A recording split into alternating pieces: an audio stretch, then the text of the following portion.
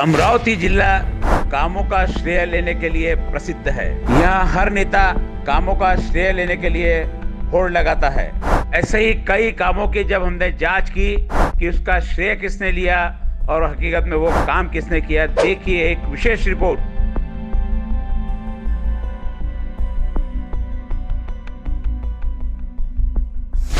Narkhed railway line पूरा करने का श्रेय लिया हमारे खासदार ने और हकीकत क्या है देखिए।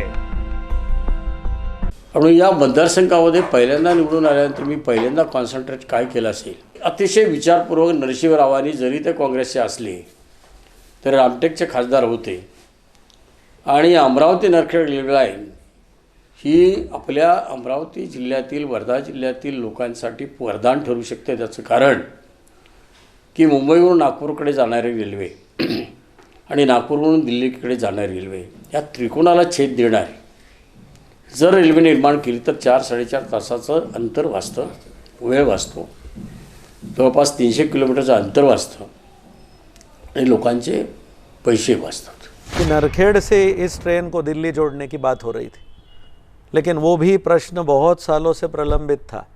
वो भी ताई साहब ने रेल मंत्री जी से बात करके नरखेड़ से हम दिल्ली गए, दिल्ली जोड़े गए। और Narkhed railway line, model railway station और इतनी सारी गाड़ियाँ, आप हिसाब लगा लीजिए, ये लगभग 800 से 900 करोड़ का विकास का काम आपकी आंखों के सामने। अमरावती मॉडल स्टेशन के नाम पर मांगे जाते हैं वोट, पर हकीकत देश में मॉडल स्टेशन बनाने का काम शुरू है तो अमरावती तोड़ने के बदले लोग की कोई हलचल है, उसको मॉडल क्यों ना बनाए।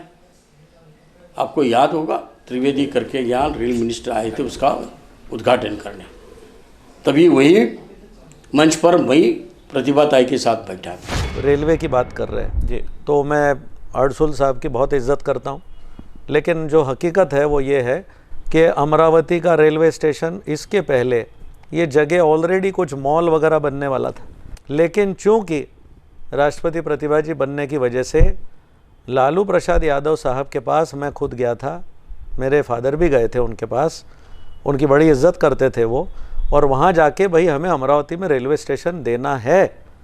तो तब जब उन्होंने रेल अधिकारियों को बुलाया और पूछा कि यहाँ तो उन्होंने कहा बडनेरा में ऑलरेडी एक रेलवे स्टेशन है, इतने नज़दीक हम दे नहीं सकते क्योंकि फिर रेलवे का बजट भी काफ़ी होता है। तब जो है उसमें प्रतिभा जी ने वहाँ पे उनसे बात करी लालू जी से, उन्होंने वादा किया, यहाँ एक बड़ा प्रोग्राम हुआ, लालू प्रसाद यादव साहब, अमरावती की जनता जानती है कि वो यहाँ आए और उन्होंने कहा ये क्योंकि ये राष्ट्रपति का शहर है इसलिए मैं आपको मॉडल रेलवे स्टेशन दे रहा हूँ। ये बात पूरे अपने डिस्ट्रिक्ट स्पोर्ट्स ग्राउंड में पूरी ऐलान की गई, वो सारे नेता स्टेज पर उपस्थित थे। इस बात को तो कैसे क्या नज़रअंदाज किया जा सकता है। तब जाके ये रेलवे स्टेशन बना है, तब जाके इतनी सारी गाड़ियाँ, अम्बा देवी जो हमारी आराध्य देवी है, वो देवी के नाम से, अम्बा देवी के नाम से अम्बा एक्सप्रेस शुरू हो गई। उसके बाद तिरुपति बालाजी जाने के लिए ट्रेन शुरू हो गई, फिर गुजरात जाने के लिए हो गई, मध्य प्रदेश जाने के लिए हो गई। अमरावती मिसाइल कारखाना, कल्पना किसकी, श्रेय किसका और अब क्या। डायनेमिक जो फैक्ट्री है जो देश में पूरे केरल में एक है, तो प्रतिभा ताई के माध्यम से जिसका सहयोग है, योगदान है, उसका नाम लेता हूँ हमेशा। हमने वो लाया था, वो लैंड एक्विजिशन हुआ है, उसका कंपाउंड वाल तैयार हो चुका है और गडकरी के माध्यम से डिफेंस मिनिस्टर के साथ हमने सभी एमएलए और एमपी के साथ मीटिंग की थी और उन्होंने ये चुनाव के बाद इमीडिएटली उसका काम शुरू करने का हमें प्रॉमिस किया है। यानी उद्योग के तौर पे हमारे बेरोजगार को रोज़गार देने का हम प्रयास कर रहे हैं। तो यहाँ कार्यक्रम हुआ, उसमें पल्लम राजू साहब minister of state for defence वो आए थे, DRDO यानी defence research and development organisation, उसके डायरेक्टर्स आए थे, राष्ट्रपति थी, महाराष्ट्र के मुख्यमंत्री थे, इतने सारे जिम्मेदार लोग थे वहाँ पे। और तब उस कार्यक्रम में कहा गया कि डिफेंस का कारखाना दिया जाएगा। और डिफेंस का कारखाना देना ये हाईली टेक्निकल सोफिस्टिकेटेड है। तभी कहा गया था कि हम 5 कंट्रीज से बात चल रही है, Israel, Australia, England, US, Russia, कि किसके मिसाइल, हैंड हेल्ड मिसाइल है वो। इसका मतलब पूरा हिमालयन रेंज में जो जवान है हमारा, वो कंधे पर रख करके शोल्डर फायर्ड मिसाइल फायर कर सकता है एनिमी एयरक्राफ्ट पे, एनिमी के आने वाले हेलीकॉप्टर पे। तो ये तब बात हुई थी कि हम इनमें से कोई भी कंट्री से फाइनल करेंगे।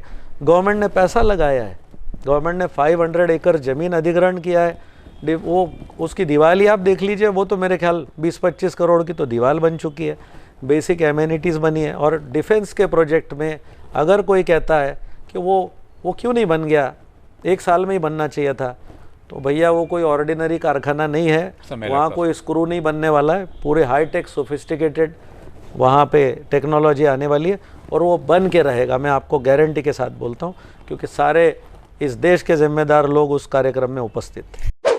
आधा अधूरा पुल आमदार और खासदार दोनों ही श्रेय लेने के लिए तैयार, पूरा करने को कोई नहीं। राजापेट का सिलसिला 2009 से लेकर आज तक मैं लड़ते आया हूँ। उन जो प्लानिंग बनाया है, हमने बिठा के आर्किटेक्ट के साथ मिलकर बात करके हमने प्लानिंग बनाया, जो कि हमारे किसी की घर ना उठे और वहाँ रास्ता भी खुला रहे, ब्रिज भी बने। आज 6 करोड़ का एक्स्ट्रा अंडरग्राउंड भी रोड बन रहा है, ब्रिज बन रहा है, अंडरपास। ऊपर वाला तो बन गया, अभी कुछ दिनों में कनेक्टिविटी आ जाएगी। एक लाइन तो चल रही है, मेन बढ़ने न जाने वाली। ममता बनर्जी मैडम के पास में गया था राजापेट के फ्लाईओवर को लेके, और तब वो फ्लाईओवर प्लेट का फ्लाईओवर तो आनंद राव जी करते, उन्होंने पूरा सब मेरे पास पत्र है, ममता बनर्जी की साइन है, आप जब चाहे मैं आपके स्टूडियो में उसको प्रोड्यूस कर सकता हूँ। उसमें उन्होंने लिखा है कि रेलवे का जो राजापेट का फ्लाईओवर का विषय है, वो स्टेट गवर्नमेंट उसको फंडिंग करे, और जो रेलवे ट्रैक्स के ऊपर का जो हिस्सा है उसको रेलवे फाइनेंस करेगी। ये करने के लिए हम तैयार है। राजापेट का फ्लाईओवर के लिए ममता बनर्जी का खुद का लेटर है कि ये फ्लाईओवर बनाने के लिए रेलवे ने मान्यता दे दी। उसके बाद में मैं हमारे मुख्यमंत्री सन्मान्य पृथ्वीराज चौहान साहब सीएम थे, उनके पास गया।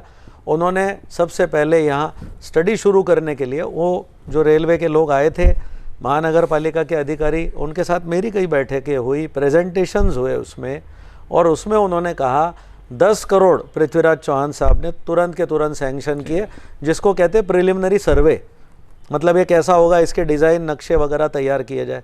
अगर ममता बनर्जी मैडम, जिनको दीदी कहते हैं, अगर वो पत्र नहीं देती तो ये रेलवे का राजापेट का फ्लाईओवर बनने का कोई सवाल नहीं था। जो 20 साल से प्रलंबित था, 30 साल से प्रलंबित था, आज भी नहीं बनता। मैंने फिर से कहा अड़सुल साहब की मैं इज्जत करता हूँ, लेकिन मैं जो बता रहा हूँ वो हकीकत है। इसको आप परख लीजिए, चेक कर लीजिए, इसको आप जहाँ से भी करना है। अगर मैं झूठ कह रहा हूँ तो वापस मैं आपके स्टूडियो में आकर माफ़ी मांगने को तैयार हूँ।